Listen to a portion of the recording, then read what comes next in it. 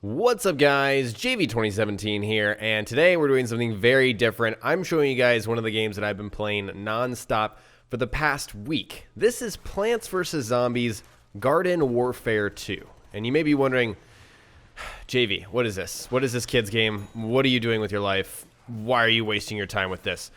And I've got to say, this is probably the best game that most people are not going to play this year. I mean, it's a little early to say that. You know, we're almost in March. We got a lot more months to go. But this game is so fun. It's so well made. And it's so suited to the core gamer that I'm genuinely surprised that it's not more popular than it is.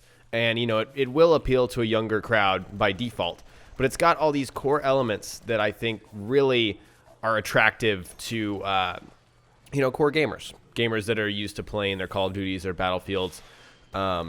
Or even, you know, their TF2s, maybe some MOBAs. I mean, I don't really know. It's got all these kind of elements wrapped together, and it's really a well-made game. So I wanted to share this with you guys today and, you know, kind of diversify content a little bit. So the way I would describe Garden Warfare 2 is a class-based third-person shooter. You've got a lot of different classes. We're going to jump in the character booth and show you guys. So there's the plant side and the zombie side. I'm sure you guys know this game is adapted from the app. The game on, you know, iPhones and Android to be a third-person team-based shooter. And so let's go with the ones that were already in the game. You got the P shooter, which is kind of just your, you know, run-of-the-mill soldier type character. Got, you know, a basic cannon kind of gun, and then has, you know, some other kind of assault-based abilities. Not really a support character, really all about killing, but is, you know, kind of fast and nimble, kind of a, you know, a lightweight assault character, I would say. You got the Chomper, which is kind of the melee character. It's like a giant Venus flytrap that you can use in certain interesting ways. It's pretty good on offense and defense. I think it's more of a defensive character personally, but it's a very interesting character. It doesn't play like any other class in the game. You've got the Sunflower, which is your medic healer character. And so you're able to heal people, but also deal some fairly good damage. Every single actual class here has a way to, you know, deal damage. So there's not just a purely defensive class. The Sunflower can deal some damage, but, you know, its main function is to heal. And then you've got the Cactus, which is kind of the sniper-based character, can set up some barricades, set down some mines, has a little drone it can set up into the air. It's really cool. And so they've introduced 3 more classes on each side. We've got the corn right here. I've got the barbecue corn variant. But here's the regular kernel corn. This is more of a heavy assault class. This can deal a lot of damage. It's pretty slow. It's got kind of like a barrage kind of kill streak almost ability. It's got this giant flying ability like I showed you guys where it can jump, you know, and kind of just destroy everything beneath it. It's got a missile and a pretty good main gun kind of ability. So Colonel Corn is new, very good. Rose is the most overpowered class right now. I think they're going to patch it soon. I've been following the subreddit for this game.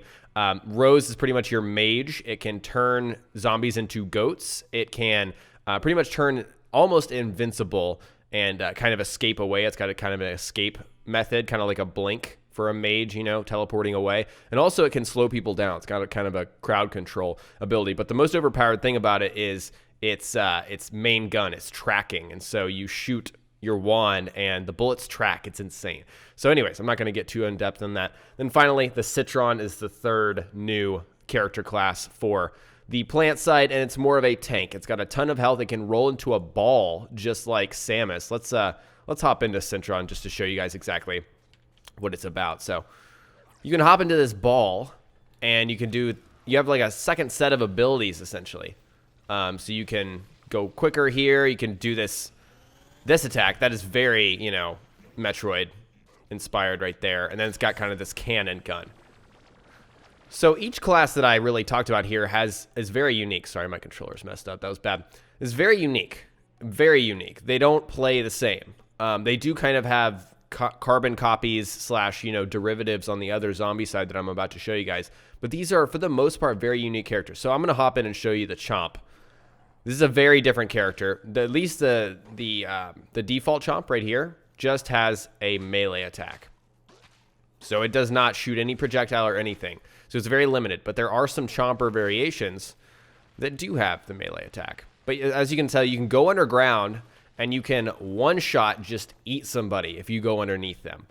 And so, that's kind of a frustrating thing to play against. But, that's the price you pay for, not having a projectile. Or that's the bonus you get. That's the compromise. So, anyways, with each of these character classes, you're going to be unlocking different variations. And you'll see on the right says, Citron, an Electro Citron, and a rarity, a super rare. This game has a card kind of collecting sticker system is what they call it in this game. It's like the packs in, EA games like Madden, NHL, NBA. It's got the packs, the ultimate team mode. It's all about collecting coins, spending them on packs, and getting a random chance to unlock one of these cool different variations of a character. So I've gotten a lot of chompers, as you can tell, and a lot of these are carried over from the previous game. You can actually import a lot of characters. So I've got the Yeti chomper here, for instance. I'll just show you guys. It plays differently because we've got this.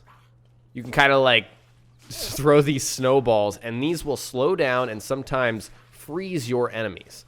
It's very interesting. So I'll bring my chomp out here just to show you guys some combat on some actual enemies. So I can shoot my snow. Okay, that zombie died. Let's find another zombie here. So you're seeing some damage numbers, which is something I feel like you see typically in third-person shooters, at least that are class-based, more often than not. And so each of these different variations will do different things, will have different benefits, and the super rare ones, wow, English, they should be better than the normal ones, for the most part, if you like, what that variation has to offer. So I kind of showed you exactly what was going on with the plant side. I'm going to scooch on over. Also, I should probably explain what in the world I'm doing right now. This is basically the menu for the game. Once you start up the game, this is where you go. It's kind of this live menu concept that some games have adopted. And from here, you can do a lot of different things. You can change your character, as I showed. You've got a mailbox here for kind of updates and, importing your save from the previous game. You've got the split screen. There's split screen here. Apparently, it's not very good right now. The text is almost illegible. Which is unfortunate. You can go to multiplayer. So they've got this thing called a multiplayer portal. In the first Garden Warfare, it was very difficult to actually, go into a game and play with friends. But now I can essentially invite somebody to my background or backyard battleground is what this area is called. They'll spawn next to me, and then we both, here, I'll just start up this. I start up an instance of a multiplayer match, and we just both walk into this portal. It's very easy, and it's kind of visualized. It's very, very cool and unique. I like this. And, of course, I don't have to go in there if I don't want to. Here's some world options. This is how you can join your friends. You can say, invite only, friends only, change your difficulties, kick players that you don't want in your game that joined, stuff like that. So I'm going to show you the sticker system real quick here. So you've got your coins in the top right. Actually, before I show you that, I should probably show you how you gain coins. So you gain coins by playing multiplayer. So if I were to go in that match, finish that match completely, I would gain some coins. So that would be good. They've also got a quest board. And this quest board is very unique. It's something that I think a lot of games, especially Destiny, could take kind of, inspiration from. They've got these daily quests that are all, pretty different. You're doing some different things. And, you've got it divided into 3 sections. You've got plants. So these are all about being a plant and, for the most part, shooting zombies, killing zombies, right? Because as a plant, that's what you're going to be doing. On the zombie side, it's the other way around. It's about killing plants for the most part. And you can do a lot of these in the story mode. And then you've got your multiplayer quests here. And so with your multiplayer quests, you can see the rewards. You're going to gain coins. So if I achieve suburbanation, I will get 5,000 coins. And it's got a little pin × 1. It's got that red kind of pin thing. And that's your XP multiplier along the bottom. So as you complete quests, it's going to increase your XP multiplier, for a certain amount of time. And if you don't play the game, it'll drain down. So as long as you keep consistently playing the game day after day and, complete some of these quests, you're going to keep your multiplier up. If you take a break from the game for a week, it's going to go down. And so it's not going to hurt you necessarily. You just won't gain the benefit of, being a consistent player. You won't gain the benefit from, having a high XP multiplier. And then you've got some of these epic quest here, 25,000 coins for completing 25 games of Vanquish Confirmed. That's a lot. That's a lot of Vanquish Confirmed. Vanquish Confirmed is actually a game type which is pretty much kill confirmed from Call of Duty. there's a lot of things that this game borrows from, you know, the modern military shooters, the Call of Duties, the Battlefields. There's a rush game type, which is really cool. I'm going to show you guys some multiplayer gameplay in just a second here. But anyways, that's how the quest board works. It's very cool. And you'll gain coins. And you take these coins and you bring them to the sticker shop. Now, normally when I see this in a game, I think it's a little gross. I'm like, yeah, I don't want to do this. These packs, they're annoying. You know, what am I doing this for? In this game, they've got this core gameplay loop of playing the game with a certain class. You don't have to play it with a, you know, whatever class you want to play the game with. You earn coins, and then you come back here and spend them on packs that will unlock more, you know, different character variations. So as you can tell, I'm using the Yeti Chomp right now. If I were to go to the sticker shop after gaining 75,000 coins and buy a phenomenal character pack, this would guarantee that I get a new character variation. These other ones are little mixes of things, some consumable items that you can use. This game is really deep. It's like I want to hit all of the facets of this game, but it's just so deep, it's hard to do that. So this is the last pack that I opened. This is a 2,500 pack. This is called a Minions Booster Pack. So this will give you a lot of things that are consumable. And so there's a lot of different game types in this game. Not only are you going to be playing multiplayer, you've also got this mode called Garden Ops. So I'm just going to show you here right here. You can walk over here, start up a Garden Ops match. I can create a game session here. I'm not going to actually hop into it. But essentially, yeah, it says right here, Ops is a cooperative wave defense mode with plenty of surprises. You can play solo or cooperatively.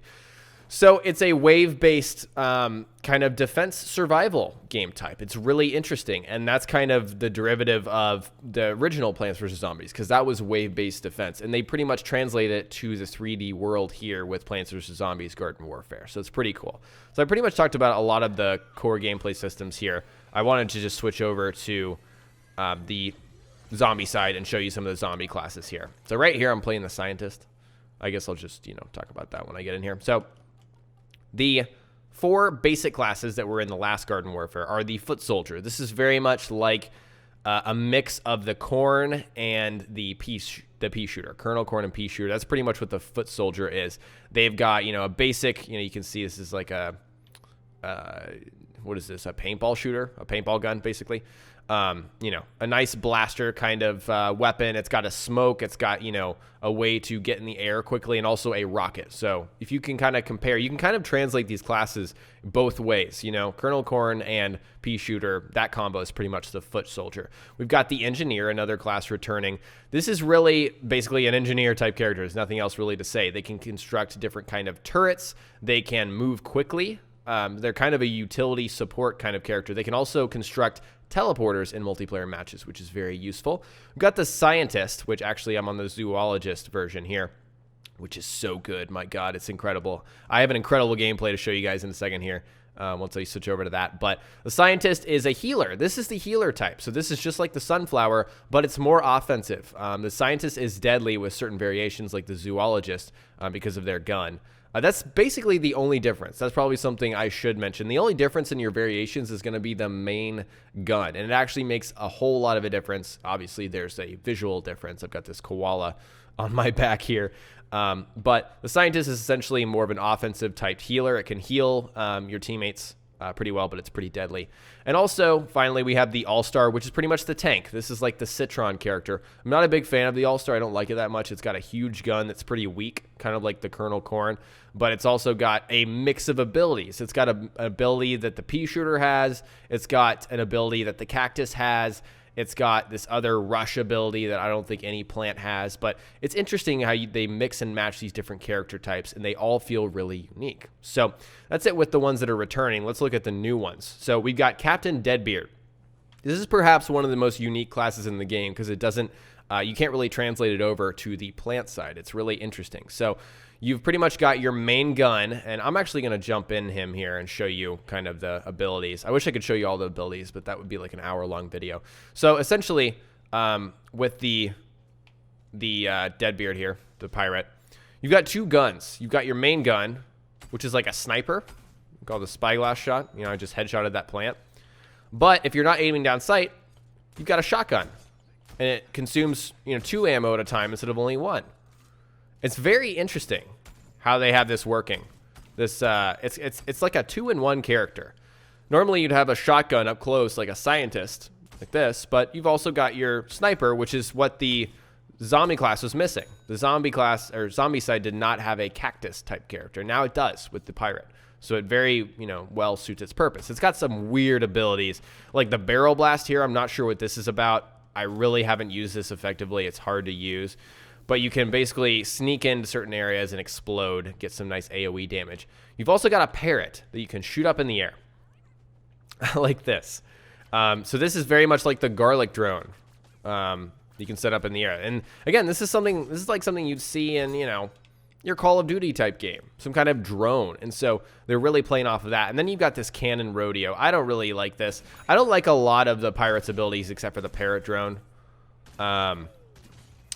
This is not that powerful. You see 30 damage against an armored target. But if I were to just shoot the same target, it's 24, with my regular gun. And I can shoot this a lot more. I'm not restricted. I can move around. So I'm not a big fan of the cannon rodeo. I think it should be buffed personally. But you kind of get a gist of exactly, how that works. And how unique this character is. It's not really like any other character. So we're going to hop back in here. Super Brains. This is definitely the most off-the-wall, crazy, insane character in this game. I'm not really sure what they were going for. It's actually, I guess I can see what they're going for. It's the melee kind of answer to the Chomper. The Chomper on the other side, on the plant side, is the melee character, and the Super Brains is the melee character for the zombie side. So Super Brains is very interesting. I don't have any other variations, but some of them are very strong, and some people think this is the second most overpowered character right now, that it might get a buff because there's a lot of interesting things you can do with it. That don't make a lot of sense, but it's really, really good. And then you've got the Imp. This is a new character. You could use the Imp in different situations, and you would see it in the previous game, but it wasn't a playable character class. Now it is, and the Imp is probably one of the more interesting characters because it's tiny, and you can see on the bottom left, each character class has a different amount of health depending on, it's pretty balanced. This game is very balanced. The Imp only has 50 health. The standard is like 100 to 125, I would say, is the average. The Imp has 50. It is very, very squishy. It's very, very vulnerable. But it's got some interesting little abilities. Like this. You can just throw a grenade, suspend a lot of people in the air, and do this AoE attack that, deals a lot of damage to a lot of different people. It's very good in objective, based game types. But essentially, this is what you're dealing with the Imp. I feel like something's wrong there. I think something happened to my audio there. This is basically what you're dealing with. See, I got hit once, and I'm like 33 health. It's a very squishy kind of character, and very up close, very dangerous. But your Y ability is to spawn in a giant robot, and this giant robot just wreaks havoc. It is absolutely off-the-wall insane when it comes out, and it could just devastate a team if they don't deal with it properly. This was a lot more powerful in the beta, and they decided to nerf it. Interestingly enough, this character class. See, I'm getting attacked by a chomp. So the background, while I'm waiting for... basically, you may be wondering what I'm doing. I'm waiting for the robot to come down so I can show you guys that. But this... There it is. Z-Mech ready for deployment. So this entire area is basically a PvE zone that you have all to yourself, or you can invite your friends into it, and you can just do, battle while you're waiting around. Maybe you want to do some easy quests, get them done. You can raise this flag. I might as well raise this flag to show you guys exactly what this is about. So you're essentially starting this, defense little mini game almost. I don't want to call it like a game type, but okay. So here's my mech. Very Titanfall, obviously, as you could tell. And your mech has a different set of abilities, very similar to the Citron. When you went into a ball, it had a different set of abilities. Now you've got a different set of abilities in this giant thing. And I have 300 health. I think I had 300. Maybe it went down to... Maybe it was 400 and went down a lot. So you've got a better gun. You're more powerful. And you've got this rocket barrage, which is just absolutely insanely powerful. As you can tell. So this character class, the Imp, almost works like a kill streak in Call of Duty, or your run-of-the-mill modern military shooter, your Titanfall. It's very interesting. And I guess you get these little reinforcements here, which are other... Whoops, there we go. Other zombies that will help me. Okay, so As you can tell on the top of the screen, I'm losing this point because I'm not on it, and a plant was on it. Now I'm gaining it back. And I will certainly gain it back after blowing those guys to oblivion. So when I want to get out of this thing, I click Y, and I eject, and it explodes. Very Titanfall, am I right? That totally reminds you of Titanfall. So essentially, this is how the backyard battleground game type works. And I'm going to hop into some multiplayer. Actually, I've got some multiplayer footage recorded, and I'm just going to talk over that. So there are many different game types that you can experience in the multiplayer. There are a lot of derivatives from your classic Call of Duty, Battlefield type game types. So we've got, normal deathmatch. You've got a confirmed game type where you have to collect orbs, very much like kill confirmed, grabbing dog tags or whatever from Call of Duty. You've got your rush game type, which is called Gardens and Graveyards. And essentially one team is attacking and the other is defending, and you have to do that over 7 points that sprawl across a huge map, and it's like a 40-minute game. It is very much the same kind of experience that you would have in Battlefield, but, in Plants vs. Zombies with these different character classes that all play differently and that can synergize really well together. And it's a very interesting, I've said interesting probably 15 times in this video, but that's what this game is. It works so well. They've got this formula that somehow came together, and it's just a very fun experience. And what you're seeing right now is this Gardens and Graveyards game type. And so this is literally, I think it was a 30-minute recorded gameplay, because I think we lost. We lost at the end. The zombies lost. But I got a ridiculous kill to death in this game type by using the scientist as more of an aggressive shotgun type character. As you can see, I'm running up at this rose with my shotgun. I didn't finish it off there. Or maybe I did finish. Yeah, I did finish it off, but I kind of got out of there because I was low on health. And it's all of these classes play differently. They are all very unique, and that's what makes this game, easy to come back to and play. It's got incredible replay value. And even extending past the multiplayer, there's a lot going on. There's these garden ops, which I already mentioned. There's a full, robust story mode. It's not something I'm going to talk about in this video, but there are probably a total of 50 single-player story missions, and it's got kind of this goofy, atmosphere. That's what Plants vs. Zombies is about. It does not take itself seriously, which is something I really appreciate about the game as well. It is not, we're this serious military game, whatever. You're literally controlling zombies, and you're controlling plants, which is even more ridiculous than controlling zombies somehow, and fighting each other to the death.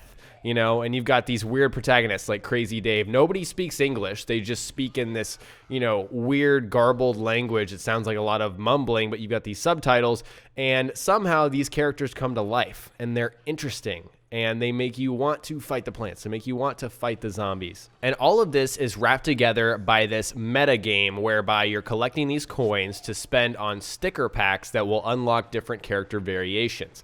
And that's really the beauty of it. That's really what you're getting out of the game.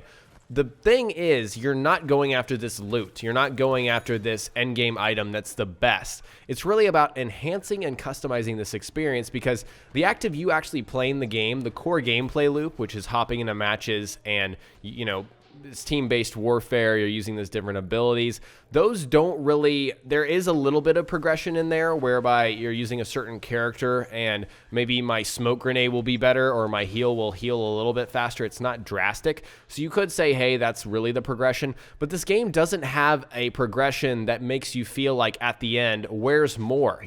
I've done everything I can do. That's not a feeling I get with this game. I get a feeling of, okay, I want to keep collecting these different variations of character packs, and once I've collected them all, I've got all this variation that I can mess around with, that I can truly explore, play the game, learn how to play it differently with the same class type. It really switches things up, and it works so, so well. In fact, this game is so smart and so good that I would not be surprised if a popular franchise just took this idea and ran with it and was really successful with it. The big one that comes to mind for me is Halo. I think they could make some kind of Halo-based game with different classes. It would be just Covenant versus humans, or you could add another race in there, you know, the Prometheans, I suppose. And there could be like a three-pronged, you know, team-based game that is very similar to this, but with a Halo flavor. I think this is an awesome, popular formula that actually it's not popular yet, but I think it could become popular if, you know, it's adopted in, you know, the AAA space. This is not really a AAA game, I wouldn't say. I don't think anyone is assuming that, but I think this formula is so good, and I think it could really do wonders with a different kind of IP. So I just think that the problem with this game is that it turns away a lot of core gamers, right? A lot of people, like I mentioned at the beginning of the video, oh, this is a kid's game. Why would I play a Plants vs. Zombies game?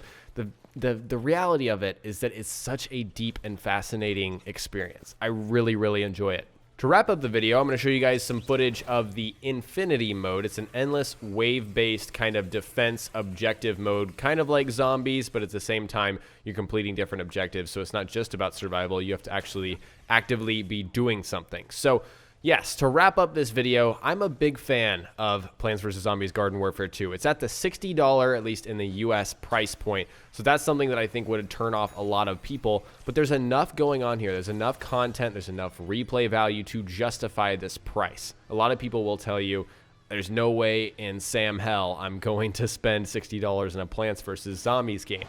But rest assured, I hope I made a good enough case here to show you guys that there is most certainly a ton of replay value here, a ton of value just in the gameplay experience. It's such a unique experience that I don't see all the time with games that I just fell in love with it. I fell in love with the first one, and the magic is still here, and they've just expanded upon it. It is genuinely one of the best sequels to a game I've ever played. It expands upon everything that the first one did and makes it better. It gives you more content that's not just filler. It's meaningful. It's fun. It's engaging content that you genuinely want to play and experience. So this is a great sequel to an already great game, and I really hope you guys check it out. Clearly, this is a type of video I haven't done often. It's a lot longer and a little more rambly, but I really wanted to give you guys my true thoughts on the game. So let me know if you appreciate this kind of content.